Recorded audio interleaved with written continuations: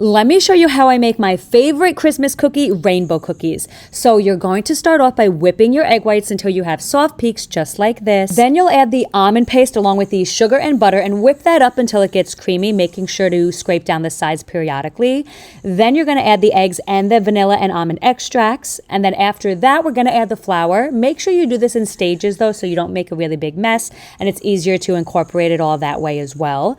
Then you're going to separate that batter into 3 different bowls. One bowl will be your green one, so you're going to make it beautiful like this.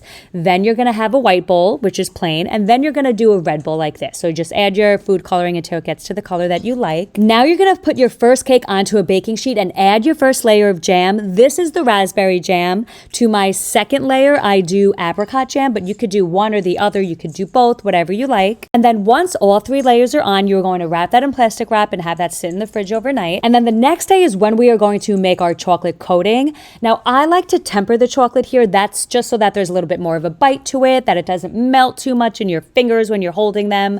And I also use dark chocolate for this, but you could do milk chocolate, semi-sweet chocolate, really whatever you want to do. Then once your chocolate is ready, you will spread it all over the cake. Just make sure you get it nice and even as best as you can.